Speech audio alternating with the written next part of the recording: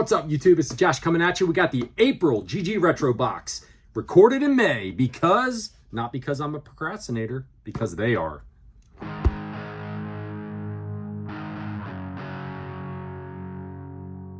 So welcome back in, you guys. So like I said, this is actually the April GG Retro Box. It is early May, and I literally just got this thing in the mail a couple of days back from when I'm recording this. The beer, we're going to just jump into the beer real quick. We'll get to the unboxing right quick, and I'll tell you the whole story. We've got a stout that I've had. It's the last stout I had in my fridge. I've had it in there for a little while because, I've been wanting to show it off.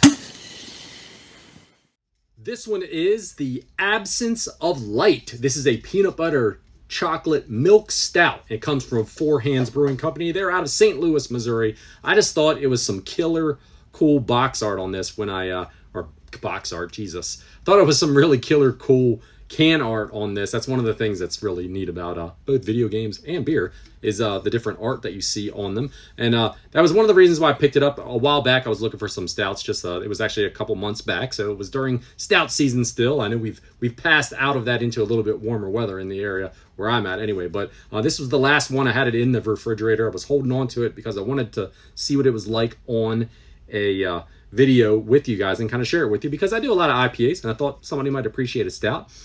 Peanut butter chocolate though, let's see. Definitely smells peanut buttery.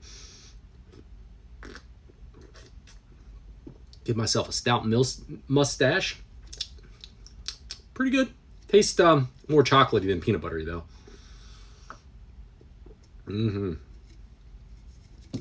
There you go, not bad. So let's get into this GG Retro Box. Now, I was telling you guys there was a little bit of a story with this.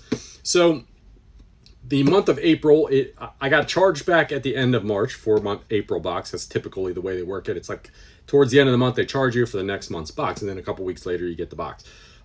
Been pretty happy with the GG Retro Box and the 8-9 boxes that I've gotten with them. I made some changes last month because Switch really wasn't working out great for me, so I added Super Nintendo and added my extensive collection for that into the GG Retro Box and kind of wanted to see where we'd go from there. Last month I got one GameCube game, and I should say last month as in March. In the March box I got one GameCube game that didn't work, unfortunately, and two really great Super Nintendo shmups. Been playing the heck out of them, love them. They were great selections. Unfortunately, the GameCube game didn't work. They credited my account the $20 for it, so we're back to this one. Now, I get real close to when they were going to bill again at the end of April, like a couple days before they typically bill, and I emailed them and said, hey, I still have not received my April box from you guys. What's going on? You're getting ready to bill in a couple days. They responded back to me a couple days after I sent the email to them. I'll say one thing about it. GG Retro Box, the boxes have been good, but you guys need to be a little quicker with the response. I realize that, you probably maybe have a lot going on, but like you can't leave someone hanging for 2, 3, 4 days. You gotta respond, folks.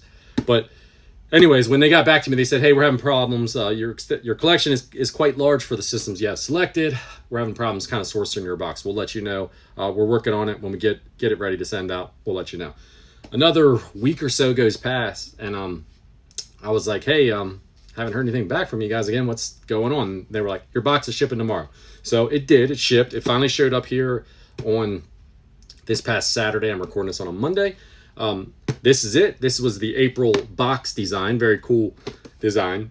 They do some great box artwork for sure. Every box has been different, and it's been a lot of really neat artwork. I'm an art fan, even though I'm not an artist. I'm a fan of just different kind of graphic design and artwork. That's why I was saying before with the beer, with beer cans and video game box art. They're pretty neat, and so this has been kind of neat with the mystery box here, getting one that's like this. So let's see what is inside of the GG Retro Box for April. I have got this thing, like I said, on Saturday. I'm recording this today on Monday. Today I got billed for May. So I'm assuming I'm getting a box here in May still. This was the April box.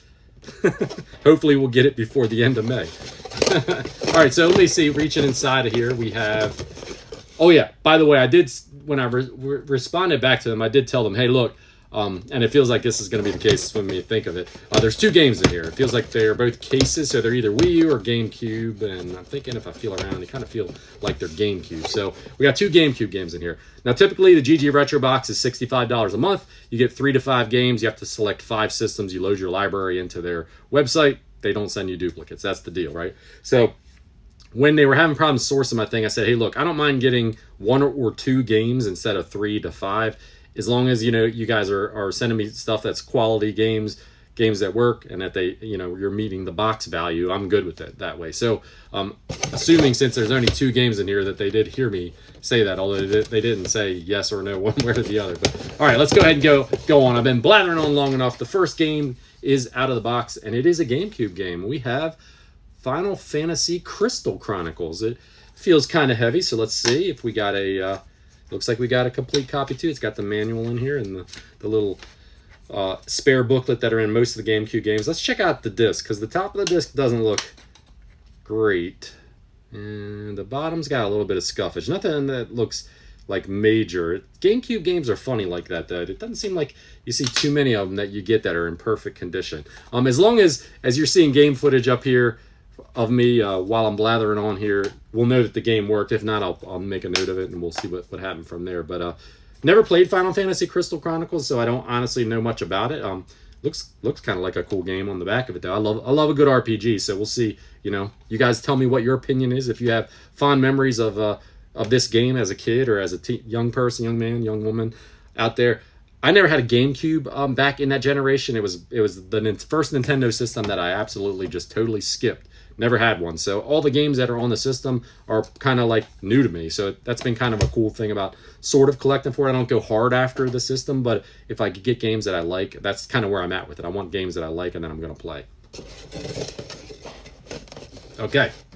So hopefully this one's a banger of some sort, because this is the only other one that's in the box. The box is empty, as you can see.